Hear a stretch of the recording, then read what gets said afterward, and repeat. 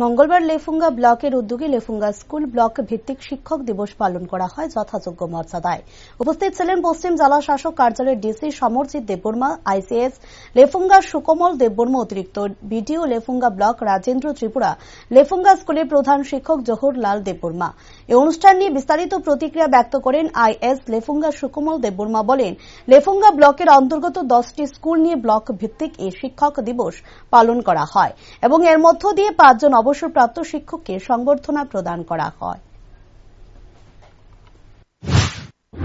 কর্মসূচি হল শিক্ষক দিবস। আমরা লেফুঙ্গা ব্লক ভিত্তিক শিক্ষক দিবস আজকে পালন করছি। এই উপলক্ষে কি কি আয়োজন রয়েছে আপনাদের? আমরা ব্লক ভিত্তিক যে শিক্ষক দিবস আয়োজন করছি, সেখানে আমাদের যে অনুষ্ঠানটা দুইটা পার্ট হবে। একটা হবে আমাদের যে সম্বর্ধনা, যারা প্রাক্তন শিক্ষক গত বছর এবং কয়েকদিন আগে আমাদের শিক্ষকরা যারা রিটায়ার হয়েছেন তাদেরকে আমরা সম্বর্ধনা আজকে দিচ্ছি।